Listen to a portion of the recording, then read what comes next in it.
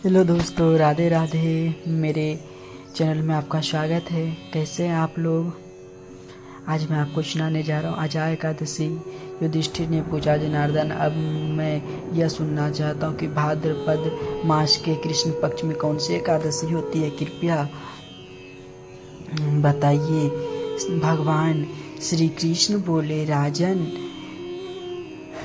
एक चित होकर सुनो। भाद्रपद मास के कृष्ण पक्ष की एकादशी का नाम अजा है। वह सब पापों का नाश करने वाली बताई गई है।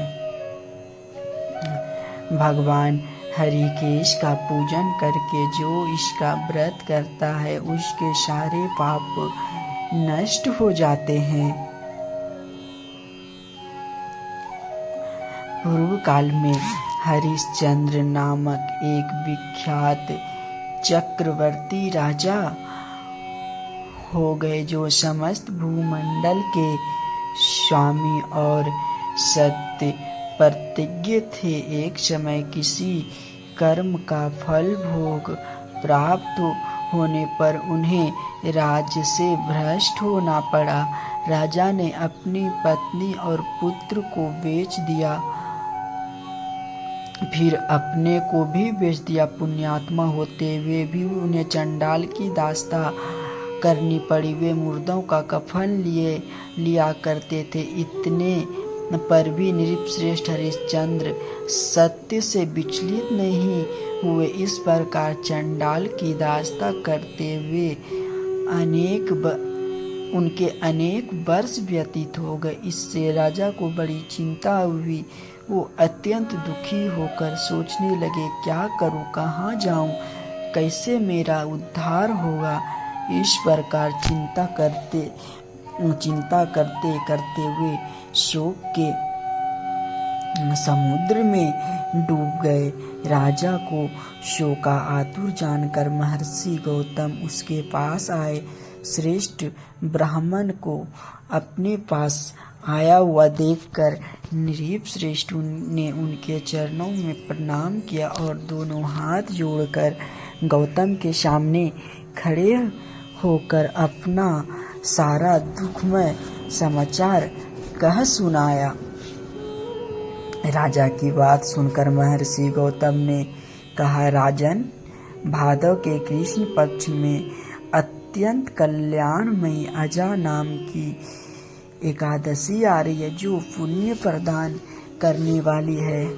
इनका व्रत करो, इससे पाप का अंत होगा। तुम्हारे भाग्य से आज के 7वें दिन एकादशी है। उस दिन उपवास करके रात में जागरण करना। ऐसा कहकर महर्षि गौतम अंतर्ध्यान हो गए। मुनि की बात सुनकर राजा हरिश्चंद्र ने उस उत्तम व्रत का अनुष्ठान किया। उस व्रत के प्रभाव से राजा सारे दुखों से पार हो गए। उन्हें पत्नी पुनः प्राप्त हुई और पुत्र का जीवन मिल गया। आकाश में दुंदुभियां बज उठी। देवलोक से फूलों की वर्षा होने लगी। एकादशी के प्रभाव से राजा ने निसंकट राज्य प्राप्त किया और अंत में वे पुरजन तथा परिजनों के साथ स्वर्गलोक को प्राप्त हो गए। राजा युधिष्ठिर, जो मनुष्य ऐसा व्रत करते हैं वे सब पापों से मुक्त हो स्वर्गलोक में जाते हैं। इसके पढ़ने और सुनने से अश्वमेध यज्ञ का फल मिलता है। अजा एकादशी कथा संपूर्ण। हर हर महादेव। राधे राधे। दोस्तों, कमेंट बॉक्स में हर हर महादेव जरूर लिख दीजिएगा और राधे राधे, और मेरे चैनल को सब्सक्राइब कर दीजिएगा प्लीज।